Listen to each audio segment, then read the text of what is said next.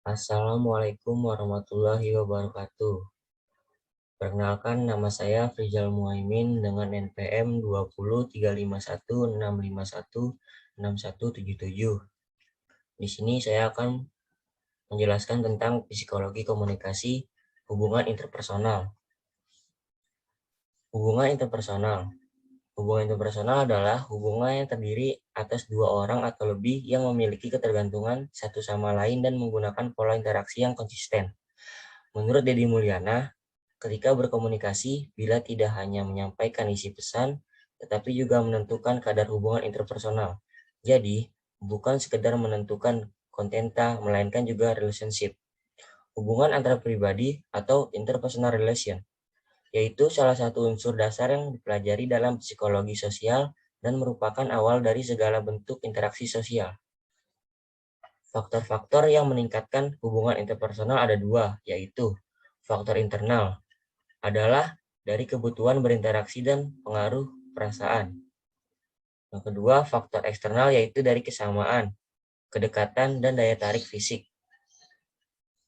Ciri-ciri hubungan interpersonal. Yang pertama, arus pesan dua arah, artinya antara konselor dan konseli dalam posisi sejajar, tidak ada yang dianggap lebih menggurui. Arus pesan dua arah ini secara berkelanjutan atau kontinu. Yang kedua, suasana informal, artinya pelaku atau konselor dan konseli dalam kondisi tidak kaku dengan posisinya masing-masing. Namun hubungan ini lebih bersifat pendekatan secara individu yang bersifat pertemanan dan kekeluargaan. Yang ketiga, umpan balik segera. Artinya pelaku dapat mengetahui umpan balik pesan yang disampaikan dengan segera, baik secara verbal maupun non-verbal.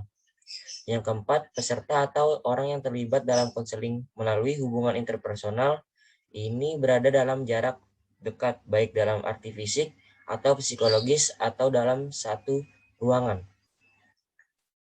Yang kelima, orang yang terlibat dalam hubungan interpersonal ini mengirim dan menerima pesan secara spontan, baik secara verbal maupun non-verbal. Model-model hubungan interpersonal. Berdasarkan teori Coleman dan Hamann, ada 4 teori atau hubungan interpersonal, yaitu 1. Model pertukaran sosial. Model ini memandang bahwa pola hubungan interpersonal menyerupai transaksi dagang. Hubungan interpersonal berlangsung mengikuti kaidah transaksional, yaitu apakah seseorang memperoleh keuntungan atau malah merugi. Jika merasa memperoleh keuntungan, maka hubungan interpersonal berjalan mulus, tetapi jika merasa rugi, maka hubungan itu akan terganggu.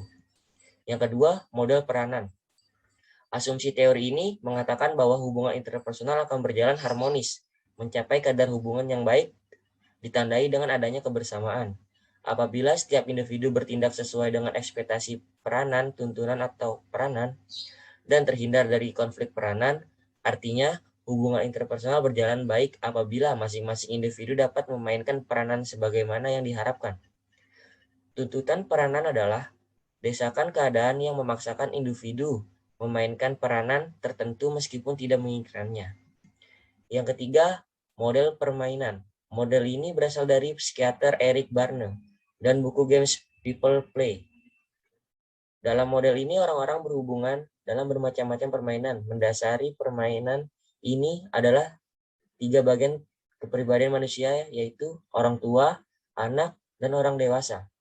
Dalam hubungan interpersonal, kita menampilkan salah satu aspek kepribadian tersebut, dan orang lain membalasnya dengan salah satu aspek tersebut juga. Yang keempat, model interaksional. Menurut model interaksional, ini hubungan interpersonal adalah hubungan suatu proses interaksi. Masing-masing orang ketika berinteraksi pasti sudah memiliki tujuan, harapan, kepentingan, perasaan suka atau benci, dan sebagainya. Yang semua itu merupakan input. Selanjutnya, input menjadi komponen bergerak yang akan memberi warna situasi tertentu terhadap proses hubungan interpersonal. Output dari proses hubungan interpersonal telah memperoleh pengalaman, kesenangan, dan sebagainya. Tipe-tipe hubungan interpersonal. Tipe-tipe hubungan interpersonal ada 5, yaitu 1. Hubungan keluarga, 2 hubungan persahabatan, 3 hubungan romantis, 4 hubungan kerja atau profesional, yang kelima hubungan platonik. Manfaat hubungan interpersonal ada 4, yaitu 1. Dapat membantu memenuhi kebutuhan fisik dan emosional. Yang kedua, berfungsi sebagai jaringan pendukung karena adanya saling percaya. Yang ketiga, saling mempengaruhi satu sama lain untuk mencapai satu tujuan. Yang keempat, memberi semangat dalam menjalani berbagai hal dalam kehidupan. Cara meningkatkan komunikasi interpersonal ada 5, yaitu 1. Memberikan senyuman.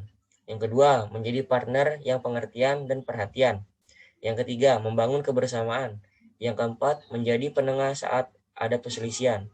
Yang kelima, tidak banyak mengeluh. Tahap pembentukan komunikasi interpersonal.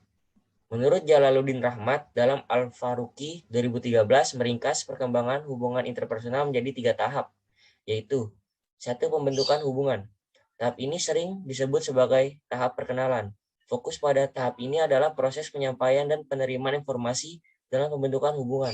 Informasi yang diperoleh tidak selalu melalui komunikasi verbal, melainkan juga melalui komunikasi nonverbal. Yang kedua, peneguhan hubungan. Hubungan interpersonal tidak bersifat statis, tetapi juga berubah. Untuk memelihara dan memperteguh hubungan interpersonal diperlukan tindakan-tindakan tertentu untuk mengembalikan keseimbangan. Ada 4 faktor yang penting untuk memelihara keseimbangan, yaitu keakraban, kontrol, respon yang tepat, dan nada emosi yang tepat. Yang ketiga, pemutusan hubungan interpersonal. Suatu hubungan interpersonal yang paling harmonis sekalipun dapat mengalami pemusatan hubungan. Mungkin karena kematian, konflik yang tidak terselesaikan, atau sebagainya. Sekian presentasi dari saya. Terima kasih. Wassalamualaikum warahmatullahi wabarakatuh.